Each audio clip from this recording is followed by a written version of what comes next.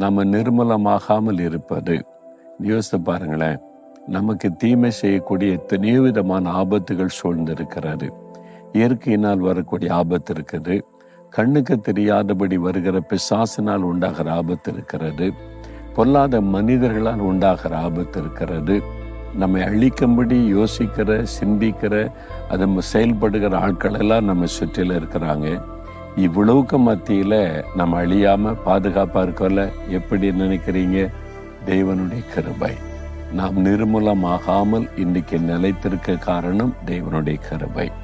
தினம் அதுக்காக ஆண்டவரை துதிக்கணும். ஆண்டவரே, இத்தனை பாடு உபத்திரவ எதிர்ப்புகளுக்கு மத்தியில, எனக்கு தீமை செய்கிற மக்களுக்கு மத்தியில என்னை பாதுகாத்து வரீங்களே, ஸ்தோத்திரம்னு சொல்லி ஆண்டவரை துதிக்கணும். அவருடைய இரக்கங்களுக்கு முடிவே கிடையாது.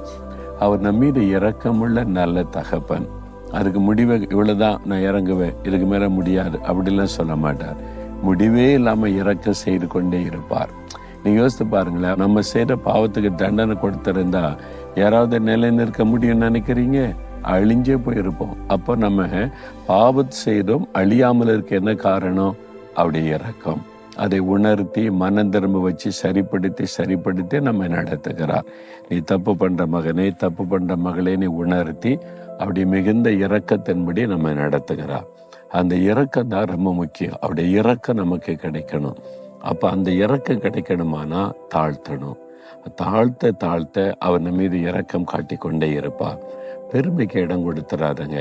என்றைக்கு ஆண்டோடைய சமூகத்துல போய் இதெல்லாம் உடைய கிருபை, உம்முடைய இரக்கம், நான் இன்றைக்கு உயிரோடு இருப்பது உம்முடைய கிருபை, இரக்கம் ஆண்டவரே, எனக்கு இப்படி ஒரு குடும்பம், எனக்கு இப்படி ஒரு வாழ்க்கை, எனக்கு ஒரு வேலை, எல்லாமே உம்முடைய இரக்கம். ஆண்டவரை துதிச்சுக்கிட்டே இருங்க.